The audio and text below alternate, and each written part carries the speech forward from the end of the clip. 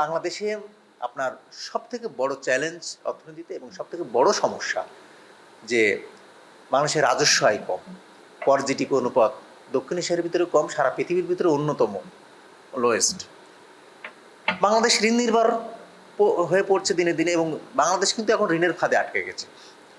এখন বাংলাদেশের রাজস্ব আয় বাড়ানোর কোনো বিকল্প নয়। নতুন সরকার এসেছে, রাজনৈতিক ইশতেহারে অনেকগুলো অঙ্গীকার করেছে এবং সেই অঙ্গীকার পূরণের লক্ষ্যে কিন্তু আপনাকে দরকার হচ্ছে যে রাজস্ব আহরণ। সুতরাং আমি সরকার আসার পরপরই সরকার কিন্তু ব্যয়ভিত্তিক প্রকল্প গ্রহণ করছে, সরকার কিন্তু কোনো আয়ভিত্তিক প্রকল্প এখনো গ্রহণ করে নাই।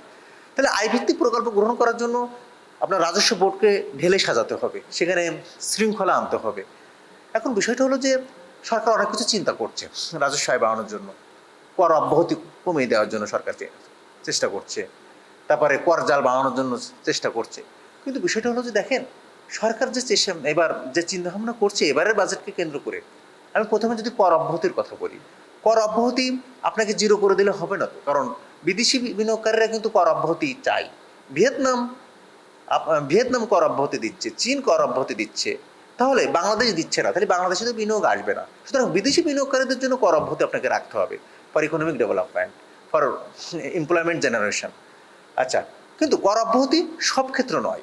যে সমস্ত কোম্পানিগুলো একসময় চাইল্ড ছিল তারা এখন প্যারেন্ট হয়েছে, তাদের জন্য কর অব্যাহতি না।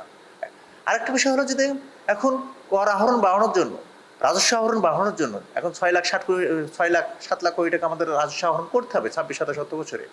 এখন আমরা সম্পত্তি কর থেকে আমরা কর আদায় করছি। হ্যাঁ, এটার এই মডেলের ম্যারেজ ডিম্যারেজ দুটোই রয়েছে বাংলাদেশের কনটেক্সটে যদি আমি বলি। কারণ সম্পত্তি কর থেকে কর আদায় বাংলাদেশে কোনো সময় ছিল না, এখন শুরু হচ্ছে। এটা কিন্তু একটা ভালো দিক। এটা উন্নত দেশগুলোতে রয়েছে, এটা ইউএসএতে রয়েছে, ইউরোপের অনেক দেশগুলোতে রয়েছে। সুতরাং সম্পত্তি কর থেকে যদি আমি কর আদায় করতে পারি তাহলে রাজস্ব আহরণটা আরও বৃদ্ধি হলো। আর আরেকটা বিষয় হলো যে সম্পত্তি কর থেকে আমি কর আদায় করব, কিন্তু কাদের সম্পত্তি সেটাকে আমাকে জাজমেন্টে আনতে হবে, সেটাকে আমাকে অ্যাসেসমেন্ট করতে হবে। প্রথমে সম্পত্তির পরিমাণকে আমাকে করতে হবে, আপনাকে ভাগ ভাগ করতে হবে। কেউ যদি আপনার 50 বিঘার বেশি সম্পত্তির মালিক হয় তার কাছ থেকে আমরা সম্পত্তি কর নেব, কিন্তু কেউ যদি আপনার 1 বিঘা বা 2 বিঘা জমির মালিক হয় তার কাছ থেকে সম্পত্তি কর নিব না, কারণ সে নিম্ন আয়ের মানুষ। তাহলে নিম্ন আয়ের মধ্য আয়ের মানুষগুলোকে আমরা সম্পত্তি কর থেকে আমরা দূরে থাকবো, তাদেরকে অব্যাহতি দিব।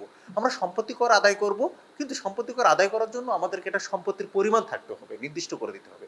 কোন সম্পত্তি আমরা যেরকম ট্যাক্স দিই, যে 10 কোটি টাকার উপরে গেলেই আমাদেরকে ট্যাক্স দিতে হবে, 2 লাখ টাকার উপরে গেলেই ট্যাক্স দিতে হবে, তাহলে আমাদেরকে একটা সিলিং করে দিতে হবে।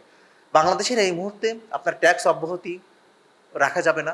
এই মুহূর্তে সম্পত্তি কর থেকে আপনাকে রাজস্ব আহরণ করতে হবে, না হলে সামনের দিনে যেভাবে আমাদেরকে ঋণ পরিশোধ করতে হবে, সামনের দিনে যেভাবে বাংলাদেশ ঋণের জালে আটকে পড়েছে, সেই ঋণের জাল থেকে বের হওয়ার জন্য আমাদের রাজস্ব আহরণের বিকল্প নেই। এর জন্য সম্পত্তি কর কিন্তু একটা সম্পদ থেকে কর আহরণ করা, এটা কিন্তু একটা ভালো উদ্যোগ সরকারের, কিন্তু সেই সম্পদের একটা বিভাজন থাকতে হবে, একটা সিলিং থাকতে হবে না। কেন এই মডেলের ম্যারেজ ডিম্যারেজ আমি আপনাকে বলেছি যে বাংলাদেশের এখন জ্বালানি সংকট পড়ছে, মধ্যপ্রাচ্যের সংকটকে কেন্দ্র করে অনেক মানুষ দরিদ্র হয়ে পড়বে, অনেক মানুষ দারিদ্র সীমার নিচে চলে যাবে। এমনিতেই বাংলাদেশের 5-6 কোটি লোক দরিদ্র মানুষ রয়েছে। বাংলাদেশের অধিকাংশ মানুষ নিম্ন আয়ের মধ্য আয়ের। সুতরাং নিম্ন আয় মধ্য আয়ের মানুষদের সম্পত্তি কর যদি আপনি আদায় করতে চান তাহলে তো বৈষম্য বেড়ে যাবে, তাদের জীবনমান তো আরও থেমে যাবে। সুতরাং আমার কাছে মনে হচ্ছে সম্পত্তি কর চালু হোক, সেটা হচ্ছে যে উচ্চ আয়ের যারা লোকজন আছে তাদের কাছ থেকে যেন আমরা সম্পত্তি কর নিই। কারণ উচ্চ আয় যারা দীর্ঘদিন ধরে বাংলাদেশে যারা কর ফাঁকি দিচ্ছে, ভ্যাট ফাঁকি দিচ্ছে, উচ্চ আয়ের মানুষরাই কিন্তু আপনাকে রাজস্ব ফাঁকি দিচ্ছে। সুতরাং আমরা আসলে উচ্চ আয়ের মানুষদেরকে আমরা টার্গেট রাখবো সম্পত্তি কর, কিন্তু আমরা ধাপে ধাপে যখন আমাদের বাংলাদেশের দারিদ্র্যের হার কমে যাবে তখন আমরা নিম্ন আয় মধ্য আয়ের মানুষদের সম্পদের উপরে আমরা কর আরোপ করব। সামনে বাজেটের মানুষের পরে বাজেট আসলে জাতীয় বাজেটের যে লক্ষ্যগুলা, আসলে প্রথমে লক্ষ্য থাকে যে জীবনমান আমরা নিশ্চিত করব, সাধারণ মানুষের জীবনমান নিশ্চিত করার বাজেটের প্রথম লক্ষ্য থাকে। আমরা বিগত সালের বাজেটগুলোতে আমরা সামাজিক নিরাপত্তা কর্মসূচি বাড়িয়েছি, আমরা খুব গর্ব করে বলেছি যে আমরা সামাজিক নিরাপত্তা কর্মসূচির বাজেট বাড়িয়েছি। কিন্তু সামাজিক নিরাপত্তা কর্মসূচি কি সরকারি কর্মকর্তা কর্মচারীদের যে বেতন, যে পেনশন ভাতা দেওয়া হয়, সেটাও তো সামাজিক নিরাপত্তা কর্মসূচির আওতা ভিতরে ছিল। সুতরাং সামাজিক নিরাপত্তা কর্মসূচি আমাদেরকে এক্সপানশন করব, এই কর্মসূচি আমরা বাড়াবো, এটা জনকল্যাণমূলক হবে, কিন্তু যারা পাওয়ার কথা, যারা ডিজার্ভ করে তারা যেন পায়। আরেকটা হলো যে সামাজিক নিরাপত্তা কর্মসূচির ভিতরে কিছু কর্মসূচি আগে ছিল, সেগুলোকে এক্সক্লুড করা হয়েছে, বাদ দেওয়া হয়েছে, এবং কিছু কর্মসূচি আরও আমার কাছে মনে হচ্ছে যে ইনক্লুড করা দরকার। যারা নতুন করে দরিদ্র হয়ে পড়বে, যারা নতুন করে গরিব হয়ে পড়বে, এবছরেই কিন্তু আপনার 5, 7, 8 আর 10 লাখের কাছাকাছি মানুষ গরিব হয়ে পড়বে, এটা আমরা প্রাক্কলন করছি। সুতরাং এবছরের সামাজিক নিরাপত্তা, এবছরের বাজেটে সামাজিক নিরাপত্তা কর্মসূচির আওতা আপনাকে বাড়াতে হবে। এবছরের বাজেটে সামাজিক নিরাপত্তা কর্মসূচির বাজেট আপনাকে বাড়াতে হবে, যেভাবে হোক না কেন। না হলে কিন্তু আপনার জনগণের স্বার্থে যে বাজেট করা, সেই স্বার্থটা কিন্তু আপনাকে ক্ষুণ্ণ হবে আমার কাছে মনে হচ্ছে। এবং এবার বাজেটে আপনাকে যেটা করতে হবে, ব্যাংক খাত থেকে ঋণ নিয়ে বাজেট ঘাটতি পূরণ করা যাবে না। এবার বাজেট ঘাটতি পূরণ করতে হবে কিন্তু আপনাকে রাজস্ব আহরণ বৃদ্ধির মাধ্যম দিয়ে। সুতরাং একদিকে আপনাকে রাজস্ব আহরণ করতে হবে, অন্যদিকে আপনার জনগণের জীবনমান নিশ্চিত করার জন্য যে কর্মসূচিগুলো নেওয়া দরকার, সেই কর্মসূচিগুলোকে আপনাকে হাতে নিতে হবে। না হলে দরিদ্র মানুষদেরকে আপনি কিভাবে উদ্ধার করবেন?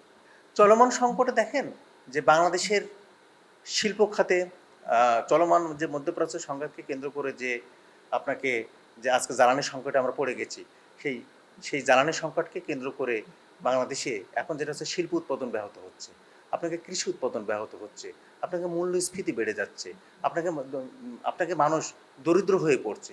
সুতরাং চলমান সংকটকে কেন্দ্র করে সাধারণ মানুষের জীবনমান থেমে যাবে। সামনের দিনে আপনার মানুষের মৌলিক চাহিদা পূরণ করতে মানুষ কিন্তু ব্যর্থ হয়ে পড়বে। তার কারণ হচ্ছে যে আপনার মানুষ যে আয় করছে, মানুষ যে তার থেকে মানুষের ব্যয় বেশি। সুতরাং জ্বালানি সংকটকে কেন্দ্র করে, মধ্যপ্রাচ্য সংঘাতকে কেন্দ্র করে বাংলাদেশে যেটা এখন দেখা দিবে, আপনাকে দরিদ্র মানুষের সংখ্যা বেড়ে যাবে, উচ্চ মূল্যস্ফীতি বিরাজ করবে, কর্মসংস্থান একদিকে হচ্ছে না। সুতরাং বাংলাদেশের সামনের দিনে জ্বালানি সংকটকে কেন্দ্র করে চলমান যে সংকট রয়েছে, সেটা হচ্ছে যে আপনার খাদ্য উৎপাদনে অনিশ্চয়তা দেখা দিবে, আপনার শিল্প উৎপাদনে অনিশ্চয়তা দেখা দিবে, রপ্তানি আয় কমে যাবে, কর্মসংস্থান ব্যাহত হবে, মানুষ বেকার হয়ে পড়বে, আপনার সমাজে অস্থিরতা দেখা দিবে। সুতরাং এই পরিস্থিতি থেকে উদ্ধার হওয়ার জন্য সরকারকে একটা সমন্বিত পরিকল্পনা গ্রহণ করতে হবে। সামনে বাজেট আসতেছে, সেই বাজেটের মাধ্যম দিয়ে সরকারকে রাজস্ব আয় বাড়ানোর পরিকল্পনা গ্রহণ করতে হবে। যদি আমি রাজস্ব আয় বাড়াতে পারি, যদি রাজস্ব আয় বাড়ানোর সক্ষমতা আমি অর্জন করতে পারি, তাহলে অর্থনীতিতে সবার আপনার লক্ষ্য আমি পূরণ করতে পারবো।